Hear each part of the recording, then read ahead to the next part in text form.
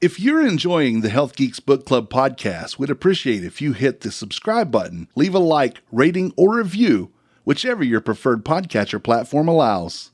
This edition of our podcast is brought to you by 360 Health and Well Balanced Nutrition.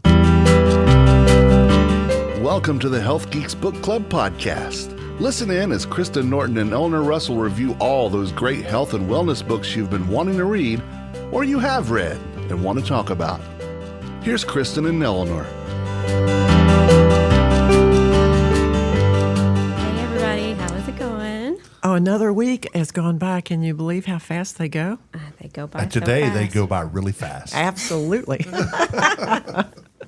As we're batching all of these episodes in one time. We reveal our secrets. Well, we are back after talking about food myths with Dr. Steve Chaney, a scientist, and it was so fun to talk about sciencey stuff.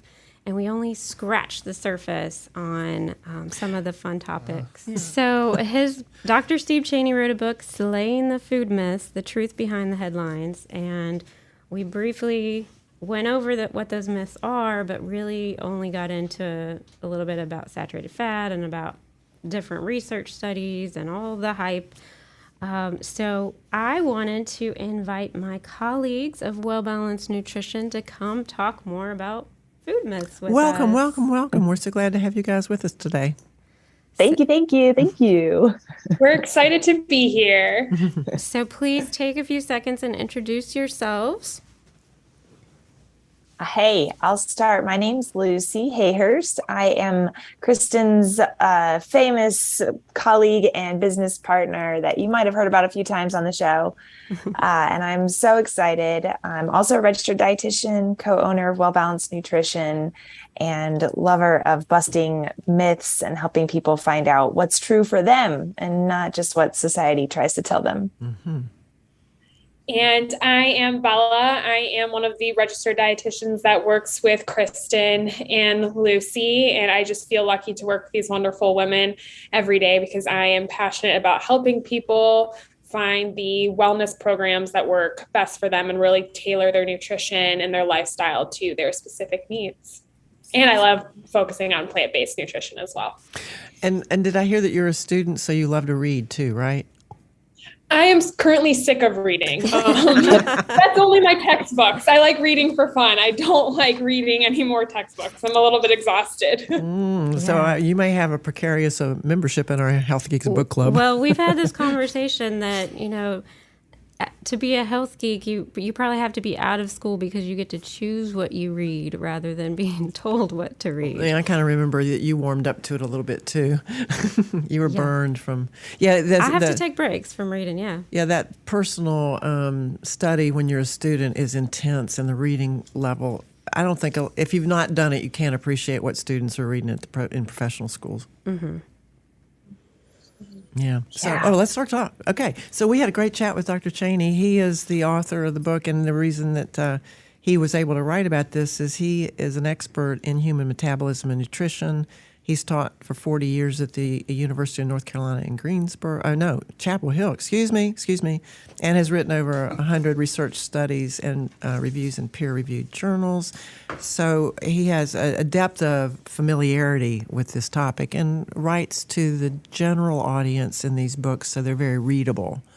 And we talked about the structure of the books, where he does give you some, like his 15 lessons he learned along the way, which I thought might fit with your all's, or you might tease out some of that fits with the way you work with your clients. And, kind of basic premises that you're in charge, not your doctor. So, like, when you work with your clients, do you partner with them instead of direct them? Absolutely. Yeah. So, do you want to talk about those? Did you all familiar with the 15 things that he learned along the way? Do you want to start there?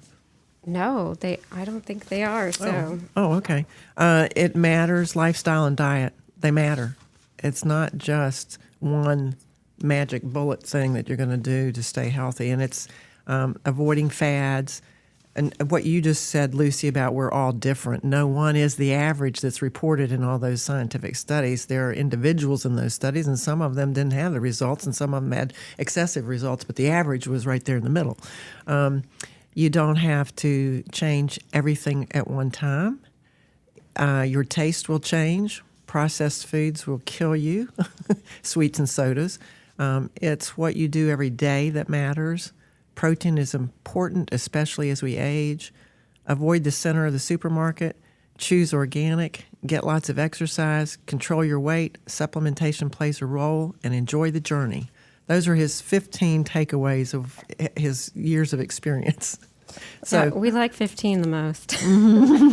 That's our slogan. Enjoy the journey. Yep.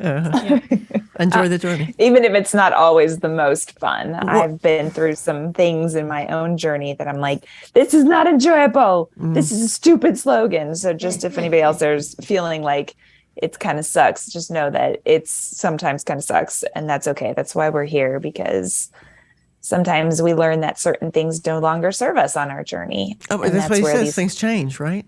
Things change. Right. Mm-hmm. So these 15 things I thought would be good because I see as a scientist where a lot of these are true. A lot of these make a lot of sense. And I find some conflict in some of them as well as a dietitian who works with people on a regular basis. You want to do 3 and 3? 3 that you agree with and 3 that you don't? Ooh, I like that approach. I didn't get to talk about these with Dr. Chaney, although I wanted to. But the first one that I'll say I disagree with is avoid the center of the supermarket. Oh, I've heard that from everybody.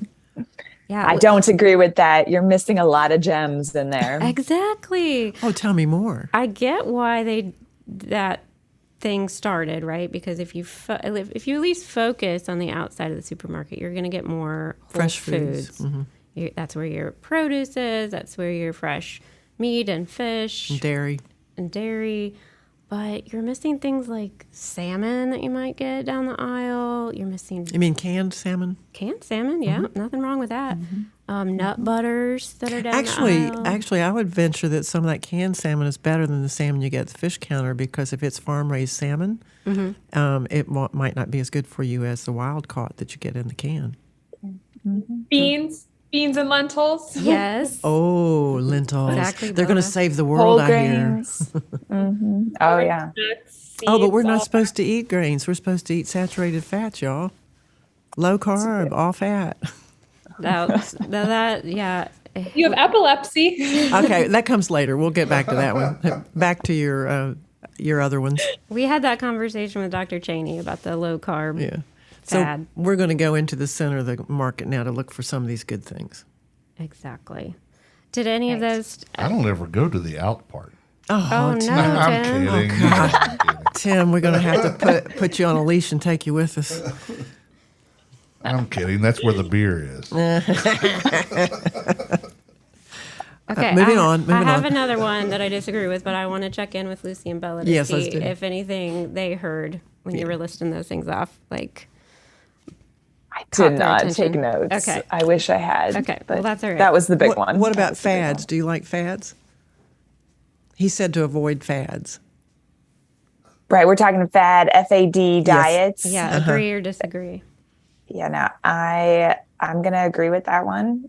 I think it's easy to jump on those bandwagons, and also it's easy to get caught up in feeling like a big failure when it doesn't serve you. And that's the stuff that we really want our clients especially to avoid, but just humans in general. Like, I hate when people feel like they failed because the diet didn't work for them. It's like, actually, the diet failed you. Exactly. I like this agree or disagree concept. Yeah. Let's take the next one. Okay, here's one that, wait, do I read it and then ask? Okay. So tell me your response to this one. Processed foods, sweets, and sodas will kill you. Kristen already knows my response. That is real extreme. Right? That is a very big, bold statement to say. And he agrees. It feels...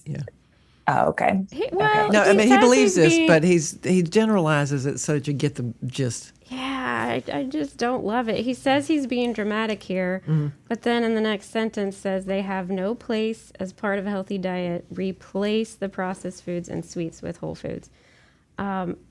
It's just such strong language. And later in the book, he says, avoid the poison, referring to these foods as poison. And I mean... And he qualified that too. He said, I know I'm, being dramatic. But then why use that language? I know. Like, Bella and Lucy, chime in here. What do you feel like are the negative consequences of using such strong language? Oh, yeah. So I think first and foremost about accessibility. I think in today's day and age, I mean, food is so expensive. It costs so much to, get in your car and drive to the supermarket, and you have to take into account food deserts and stuff like that. So I kind of see a little bit of like a social and demographic, kind of just seems a little tone deaf to me, because not everyone can eat like that. Absolutely. Should sugar be the bulk of the diet? No. But does it have a place? Yes. Maybe it's a small place. It's not as much as the fruits and the veggies, but I mean, who really wants to go through life without eating some sugar? You're going to die anyways. So you might as well have a little something enjoyable here and there. Maybe not every single day. Yes. Refer to number 15, enjoy the journey. I'm with you, sister. Yeah, it falls you in the trap of all or nothing thinking too. Like I think so many. It's just so many of our clients. That's what they come to us like. Well, I didn't do it perfectly, so I just stopped doing it, and it's.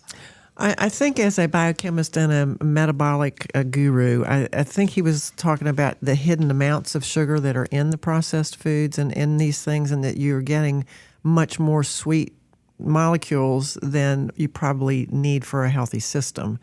And I think that's where his motivation was coming from. If you could replace it with water and tea, you will do better. And those are not very expensive alternatives, when you're looking at the economics of it. And I would say from an environmental sustainability, you're getting rid of all of those packaged bottles, bottled water. What are we doing with that? And then bottled, drinks, individual servings and all that. Solid waste is becoming a tremendous issue in the wellness of our planet. And so looking at our holistic health of humans, we have to have a healthy planet. So, okay. Good points, guys. Yeah. I mean, I agree that we all need to be educated on the effects of too much soda and soda in general and processed foods. It's just that we can talk about it in a different way. And he says, if maybe you think of them as poison, it might help you follow through. And I argue that it's labeling food as off limits or bad and can have the opposite effect. It could be that all or nothing swing that Lucy was talking about. So I tried to avoid them cold turkey, and that didn't work. And now I'm a failure, eating all of them all the time, and I'm a failure. And it's this vicious cycle. So yes, limit your processed foods and sodas, but can we use the word limit and not avoid all the poison because you're going to die if you have a sip of soda kind of language. And I think that's the behavioral aspects of the business that you guys are in, because you're more attuned to that than he is a research scientist. He doesn't work with people. He works with the lab, and so I think that's critical thinking. And when we get into labeling good and bad, we're in trouble. Right. Yeah. Okay. What next one? Okay. It's what you do every day that matters. Agree or disagree? I agree, but can I tell you some fun fact about humans and their human nature is everything they've done for the last 2 weeks is how they've always done it. Tell me more about that. What do you mean? I mean, you see somebody and they're like, oh yeah, this is what I do. And I'm like, cool. Yeah. I bet if I had a video camera in your house and we were watching what you were doing a month ago or 3 months ago, that I might have seen something different, because now they're looking at it through the lens of like, I have to tell a dietitian about this. Like, I'm going to clean up my act. I'm going to be making different choices. Or they're coming at it from a different lens of like, oh, I'm just always so bad. And I eat these 2 cookies after lunch. And it's like, okay, I mean, maybe you're PMSing and you've been a little bit more free with your fun foods this week. But is it really always that way? Because when I talked to you last month, that wasn't an issue. So, recognizing that, yes, what you do every day matters. And back to kind of that behavior conversation is your everyday is actually always changing with your season of life. Oh, we just read a book called Next Level Metabolism by Jade Teta. I don't know if you all are familiar with that book. Yeah, okay. See the head shaking. And what I kind of liked I liked a lot about that book, but he was talking about seasonality, and that there are things that you might do in the winter that you don't do in the summer, as well as the spring and fall. And that rhythm, I think, is something that I liked rather than a daily rigid structure for 365. So I think there's some principles of the daily thing that are probably accurate, like brush your teeth, and drink water, and just have a bedtime routine. Yeah, have some spiritual time or meditation or whatever. Those kinds of general scopes. But that eating behavior, I think it does change. I like the idea of what you said about principles. I think if you're consistently throughout the year, doing exercise, eating healthy for the most part, tending to your mental health, whether that is meditation, therapy, journaling, stuff like that, you can try and do something. It doesn't have to be the same exact way, but something that is taking care of yourself consistently. I think that's what matters the most. Maybe not exactly the same diet or the same workout routine, but just some sort of care daily or almost daily, as much as possible. Yeah. Well said. Yeah. Okay. You want to take another one? Mm-hmm.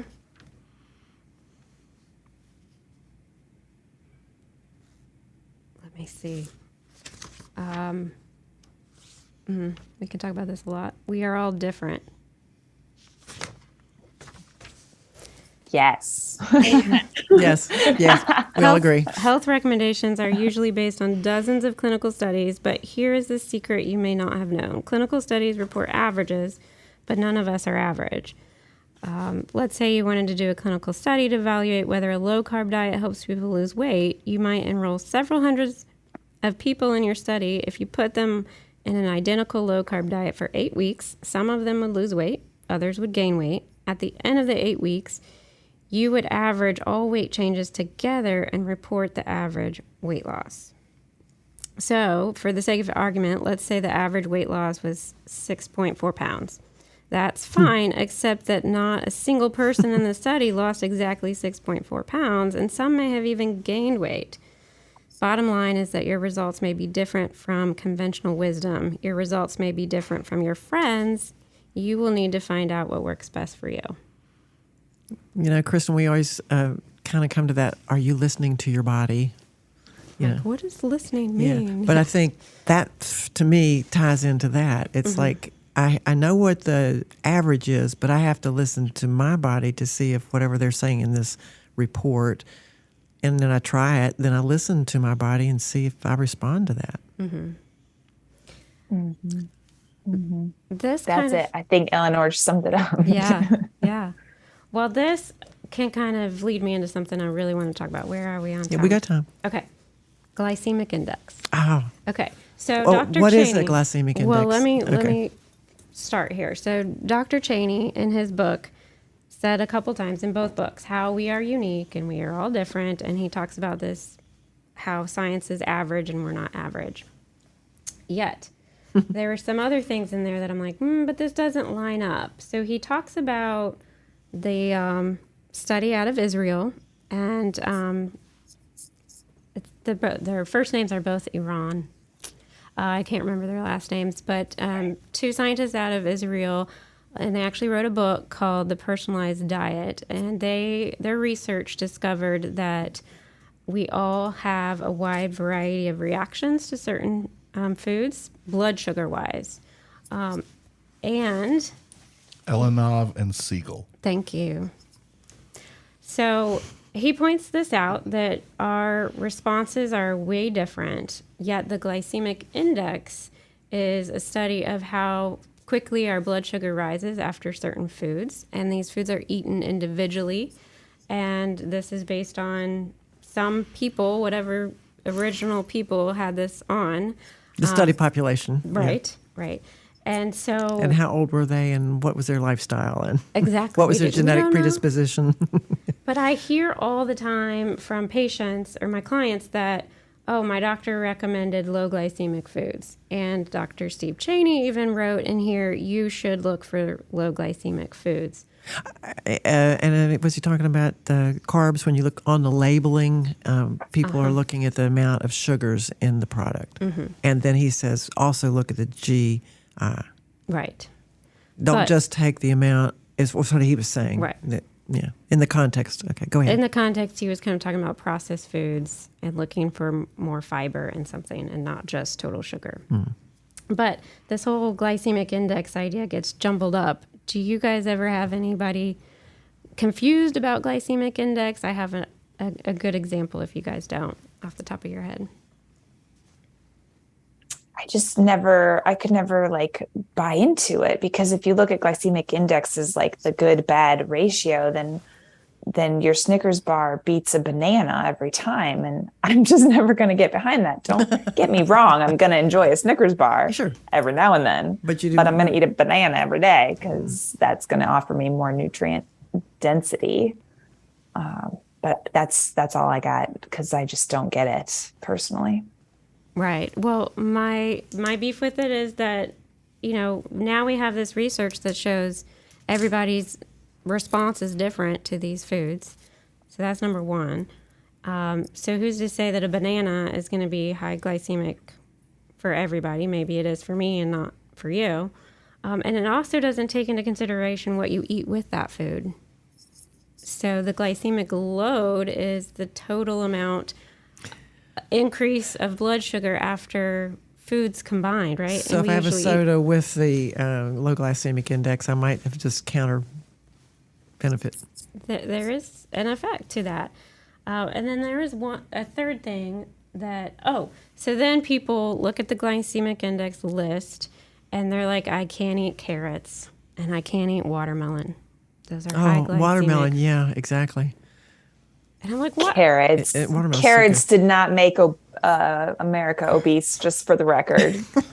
And bananas do not give you belly fat, just in case you were wondering. So the fiber in a carrot doesn't give it a low GI? It has a high GI? I've never looked at the carrots. Higher, among vegetables, it's higher GI, and some people avoid it because it has too much sugar. Oh my gosh. I was not aware of that because I hear it all the time from clients. Beta Can carotene. I eat carrots? God. I thought they were high in sugar. Oh, I'm sorry for you all. This thing about the GI makes me think of, on the physiology side, the BMI. I don't like BMI, body mass index, because, well, you all may have something about that too. Oh, you all like that one? No. Not even a little bit. I know. So why is it that the public, we want simplification? So these people, and we asked Dr. Chaney to help us with the regulatory agencies to help the public kind of understand what their responsibilities are. And we didn't get very far into that conversation. But you have the professional societies, the AMA, and all these other, groups that are saying, follow these guidelines and you'll have better results. And so this BMI has come out and the GI is out, because it's simple. I just have to look at the label and say, oh, I can't have that, or I don't do that. Mm-hmm. And what we're saying is we need to take more time with that conversation. What is it that we're saying to the people? Do we say disregard those numbers, or do we say take them and let's talk about them? Well, BMI, body mass index, only takes into consideration your height and your weight. I know. Nothing about your fat distribution or your muscles and all that kind of stuff, because you could have a really muscular body and have a high BMI. Mm-hmm. And then you'd be saying, oh, you can't do all this stuff. Well, you probably have a very healthy body. Exactly. But what I'm saying is, as people who talk with other people who are seeking guidance, do you all say, don't pay attention to those numbers, or do you say, let's look at that number and let me help you understand what to do with it? I think first and foremost, educating people on what it actually is, because knowledge is power. People need to know if their doctor's saying they have a high BMI, and that's all that they know. They need to understand, like Kristen's saying, that's just height and weight, and it doesn't take into account the muscle versus fat. So I think people need to know what it is. And then it also depends on the person. If they really want to see it come down, let's say they're in the obese range, then that's a fair goal, I suppose, but we always like to focus on, okay, what's the lifestyle? What are the bigger things to address? Let's not focus so much on a number. Let's focus on the lifestyle that's going to have you feeling the way that you want to. And I'd rather look at like cholesterol levels or blood sugar more than I would BMI. Yeah, there's an interesting correlation in my mind here about something from Dr. Chaney's book, is that there was a medicine that came out that they found raised your HDL levels. And they were like, ooh, we found the pill, right, that's going to help with cholesterol, with heart disease. And then Dr. Chaney goes into, well, actually, raising the HDL didn't really pose any lower risk, or it didn't really have the health benefits you thought it did. And it turns out it was the exercise and the dietary modifications that were actually impactful, not the raising of the HDL, right? So they were comparing what lifestyle factors raise HDL, and then the medication that raises HDL. And it really wasn't the fact that number went up. It was the behavior behind it. And I feel like that is similar with weight, right? Some of the things we see that can lower weight, the weight itself might not be what's most beneficial. It's the behaviors that led to that. Yeah, and so often we talk about stress. The underlying stress just messes people up big time, and you can try to work on the weight, but if you don't deal with the stress, you may not make as much progress. Yeah. And it's the same thing with addictions that are underlying things, the addictive behaviors that if you don't explore and help people with those, you can't make the results that the thing they really are wanting to make it.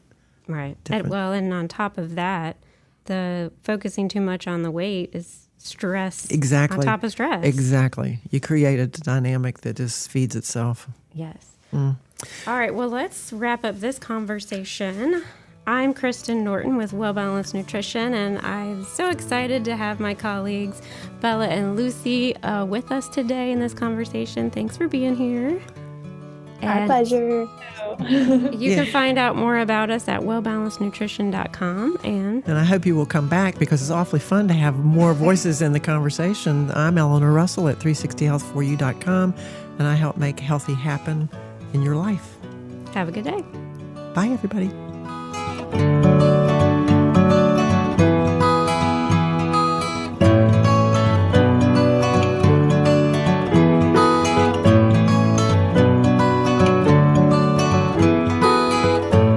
The views and opinions stated in this podcast are solely those of the contributors and are not necessarily those of our distributors or hosting company. This podcast is copyrighted, and no part can be reproduced without the expressed written consent of Kristen and Eleanor.